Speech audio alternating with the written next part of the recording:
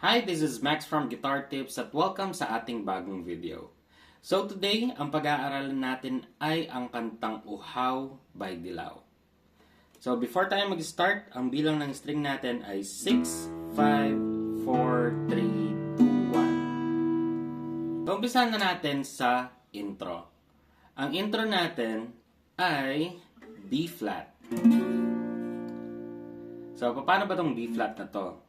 Itong hintuturo natin, dito siya sa first fret mula sa 5th string hanggang 1st string. Tapos ito, dito siya mula sa 4th string hanggang 2nd string. Yan. So sa mga hindi pa kaya yung ganitong position ng B-flat, pwede natin gawin ng ganito. So paano ba to?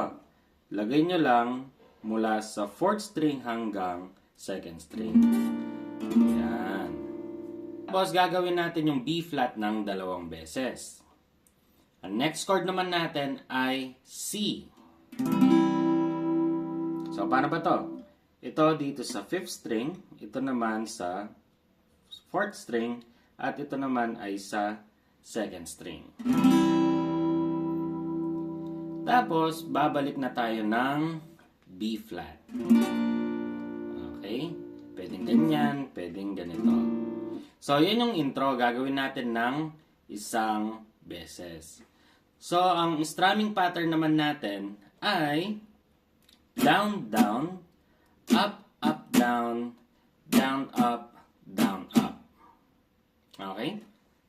So, practicein na natin yung intro. 1, 2, 3, go.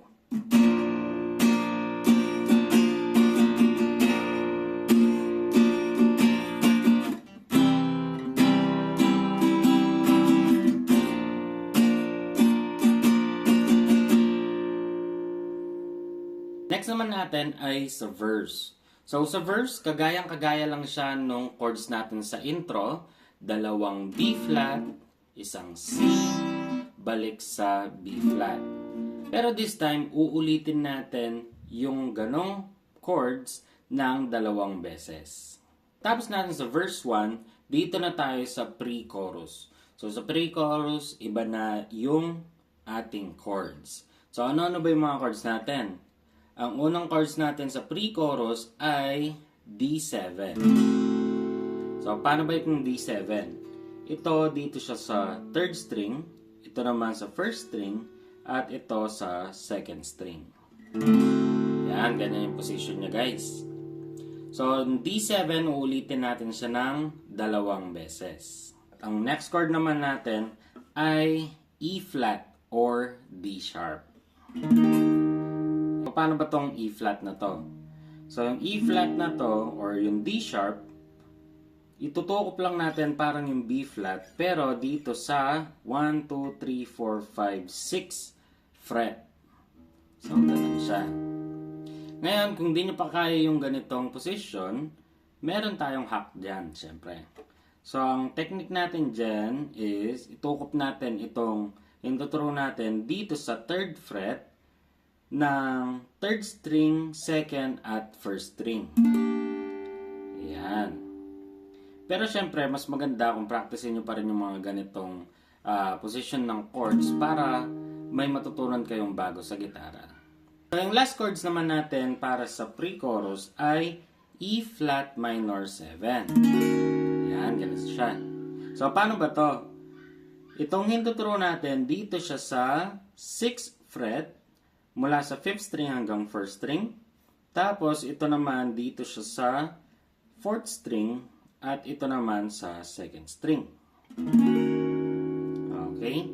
Pero kung di nyo pa kaya yung mga ganitong chords, pwede kayong mag-stay na lang doon sa E-flat. Yan. Yung tinuro ko sa inyo kaninang 3. Okay? So paano naman yung strumming pattern natin? So, sa verse at pre-chorus, iisa lang din yung ating strumming pattern. Down, down, up, up, down, down, up, down, up. Tara, practicein natin ang verse at pre-chorus ng sabay-sabay. Okay? 1, 2, 3, go!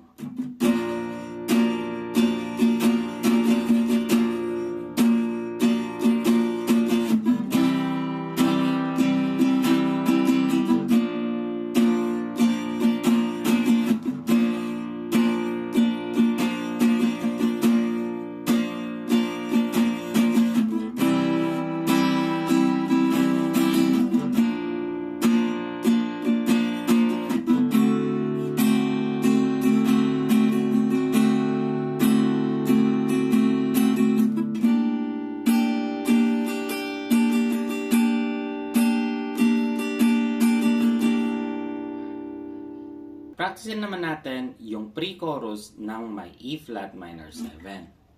1, 2, 3, go!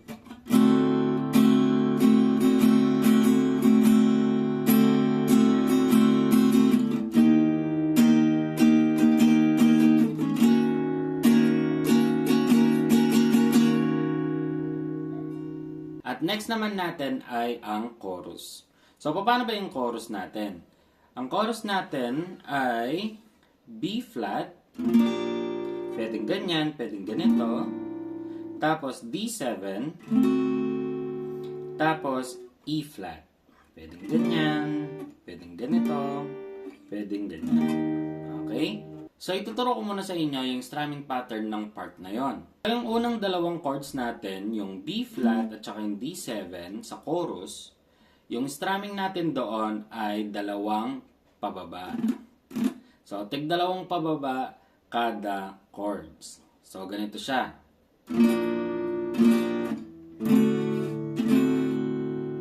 Okay?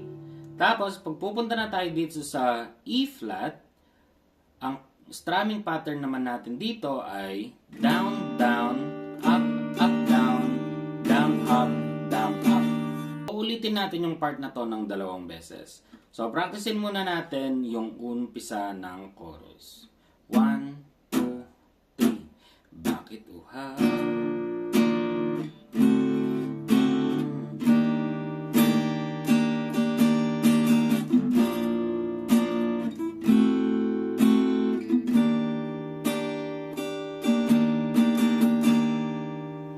Dito na tayo sa pangalawang part ng chorus. So, yung chords natin doon ay B flat, tapos D7, tapos E flat, tapos C. After ng C, babalik tayo ng B flat, tapos D7, tapos bagsak lang natin ng C. Ayan. So, paano naman yung ating strumming pattern dito? So, yung strumming pattern natin dito sa second part ay tig-dalawang strum pababa kada chords. Okay? Puwera na lang yung chords natin na C. So, pag mapupunta na tayo dito sa C, babagsak lang natin siya ng isang beses. Ganyan. Okay, so practicein naman natin yung second part ng chorus. Sabay-sabay tayo, guys. 1, 2, ako'y ginigina.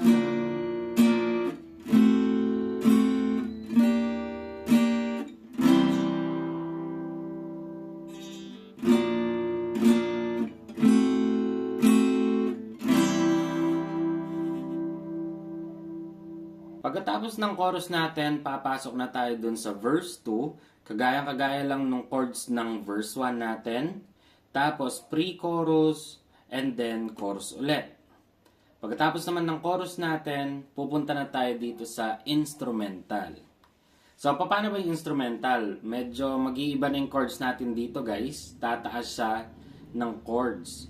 Yung unang chords natin para sa instrumental ay F sharp. So, paano ba yung F sharp? Itong ituturo natin, dito siya mula sa 6th string hanggang 1st string. Tapos, ito naman dito siya sa 5th. Ito naman sa 4th string at ito sa 3rd string. Yan. At ang next natin para sa instrumental ay C sharp minor 7. So, paano naman to? Itong hintuturo mo, dito siya mula sa 5th string hanggang 1st string. Tapos, ito naman sa 4th string. Ito naman sa 3rd string. At ito sa 2nd string. Yan. Dalawa lang yung chords natin para sa instrumental. Uulitin lang natin to ng 2 beses. Paano naman yung strumming pattern natin dito? Ang strumming pattern natin dito ay 5 down. Tapos, lilipat na tayo ng chords. So, paano naman yung down na yon? So, yung aksento niya ay down, down.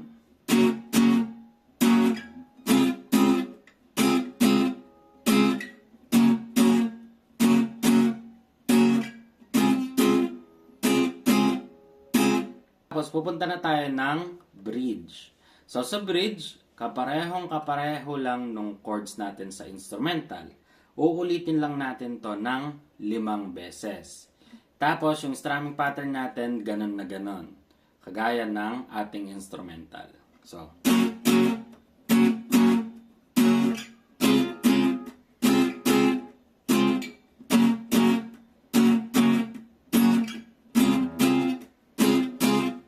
after ng ating instrumental at bridge, babalik na tayo ng chorus.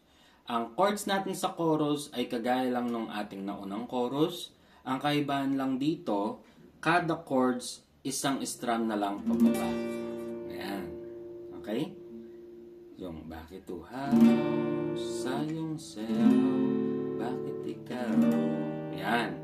So hanggang matapos na yan, strum lang tayo ng tig-isa pababa.